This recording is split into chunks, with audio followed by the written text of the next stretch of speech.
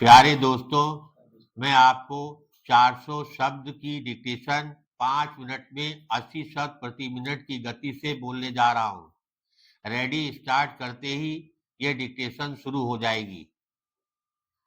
Ready start. अध्यक्ष महोदय, मुझे ऐसी संस्था में आकर बहुत प्रसन्नता होती है। भारत सरकार ने 1972 के बाद स्वतंत्रता सेनानियों द्वारा देश के प्रति की गई सेवाओं को याद करते हुए उन्हें जो सम्मान दिए, उनमें एक स्थायी सनद भी दी गई, जिसको ताम्रपत्र कहते हैं। उसके बाद सरकार ने फिर जब कुछ और करना चाहा तो उन्हें पेंशन भी दी जाने लगी।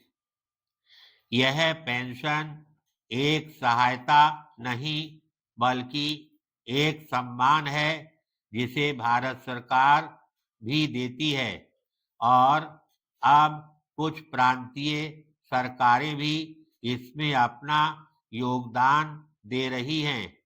यह सम्मान, पेंशन और ताम्रपत्र सब एक तरफ हैं। दूसरी तरफ अब हमें यह देखना है कि ये हमारे पुराने जमाने के लोग, जिन्होंने हिंदुस्तान की स्वतंत्रता के लिए सब कुछ किया, जिनकी वजह से आज हिंदुस्तान दुनिया की सर्वोच्च श्रेणी में पहुंचकर अपने सम्मान को बढ़ा रहा है और अपनी किस्मत का मालिक खुद बना हुआ है, उनके लिए हम और क्या करें।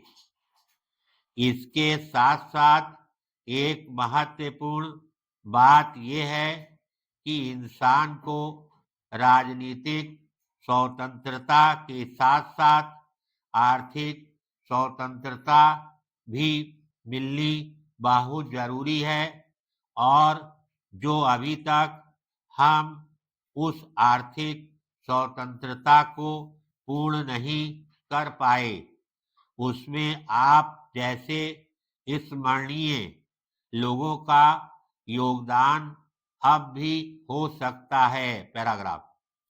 मैं जानता हूं कि बहुत पुराने बुजुर्ग, जिन्होंने स्वतंत्रता संघर्ष के शुरू में ही बहुत बड़ा हिस्सा लिया था, वे इस संसार से चले गए हैं, और कुछ वे लोग जिन्होंने उस वक्त बलिदान दिया, उनकी आज याद बाकी रह गई है। और आपको ये भी मालूम है कि ताकत हमेशा अपना असर, अपना दबाव समाज पर रखती रही है और रखती रहेगी।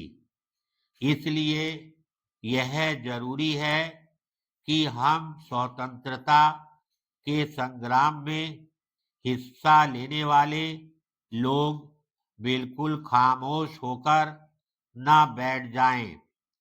हमें जहां राष्ट्रवादी ताकतों को मजबूत करना है, वहां हमें इस बात के लिए भी उपाय करना है कि यह भावना, यह देशभक्ति, यह हिंदुस्तान का प्यार, इसकी एकता, यहाँ के रहने वाले लोगों के आपसी भाईचारे को कायम रखने के लिए हम सरकार और समाज को पूरा पूरा ध्यान व सहयोग देकर मजबूत करें।